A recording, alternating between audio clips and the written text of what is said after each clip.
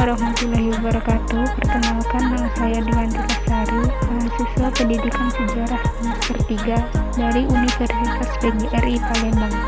Di sini saya akan menjawab pertanyaan dari soal ujian tengah semester dengan mata kuliah Sejarah Asia Timur.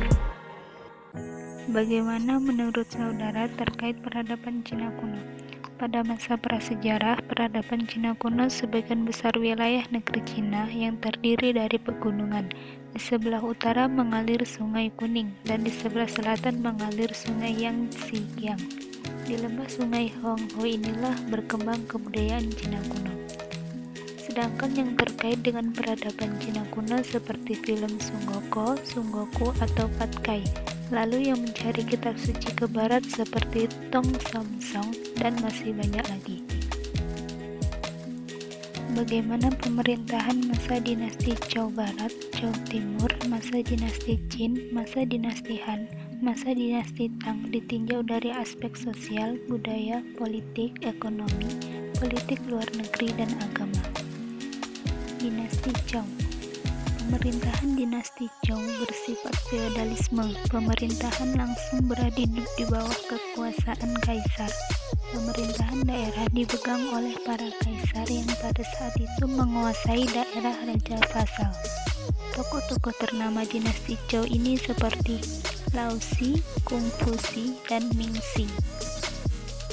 Di masa pemerintahannya, dinasti Zhou dibagi menjadi dua, yaitu Zhou Barat dan Zhou Timur.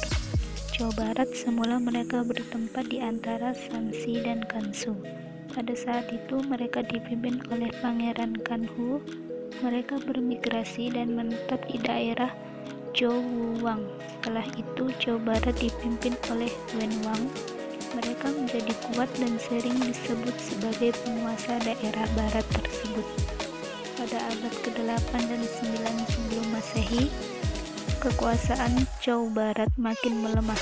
Dinasti Zhou terpecah menjadi kerajaan-kerajaan kecil, dan raja terakhir Zhou Barat adalah Yuan yang lemah tapi kejam. Pada masa inilah kerajaan Zhou Barat mengalami keruntuhan. Kemudian muncullah Raja Ping memindahkan pemerintahannya dari barat ke timur. Setelah Raja Ping memerintah, ibu kota dipindahkan Dasang'an ke Luoyang. Perpindahan ini dimaksudkan untuk menghindari peperangan dari bangsa barbar. Dinasti Zhou Timur tidak mengalami perubahan, bahkan sebaliknya. Perubahan sosial berguna terus berlangsung dan sistem feodalisme. Munculnya ide baru di bidang filsafat dengan tokohnya yaitu Kongfuzi, Moti, dan Laozi. Yang kedua, dinasti Qin. Pemerintahan dinasti Qin berbentuk kesatuan dengan raja pertama yaitu Qin Shi Huangdi.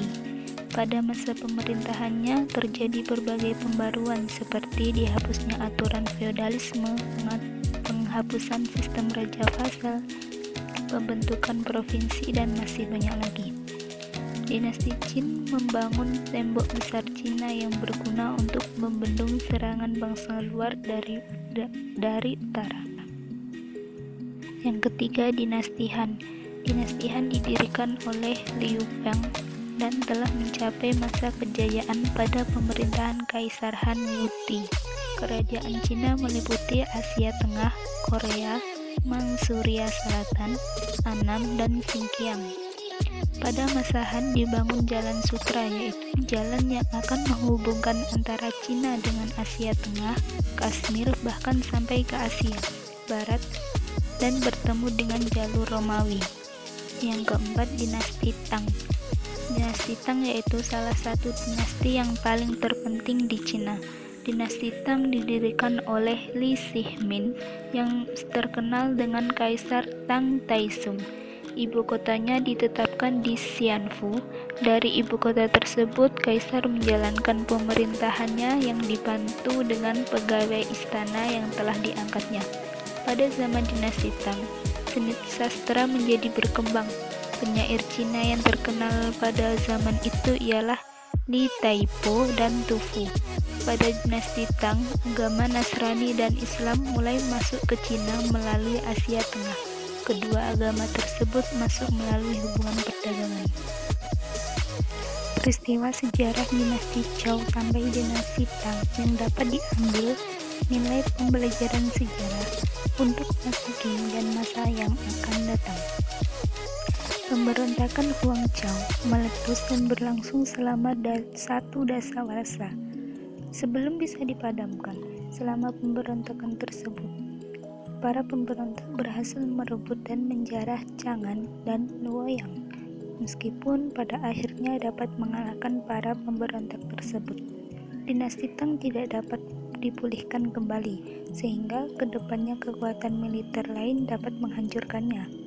Terdapat banyak kelompok perampok yang beraksi di pedesaan, menyelundupkan garam, menyerang pedagang, dan mengepung beberapa kota di sana. Zhu Wen, yang pada awalnya merupakan seorang penyeludup garam di bawah pimpinan pemberontak Huang, menyerah kepada tentara Tang.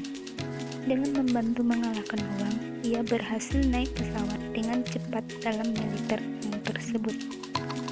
Pada tahun 907, dinasti Tang runtuh ketika Zhu Wen yang saat itu telah menjadi gubernur militer, yang menjatuhkan Kaisar Tang yang terakhir, Kaisar Ai dari Tang, dan mengambil alih tahta untuk dirinya sendiri.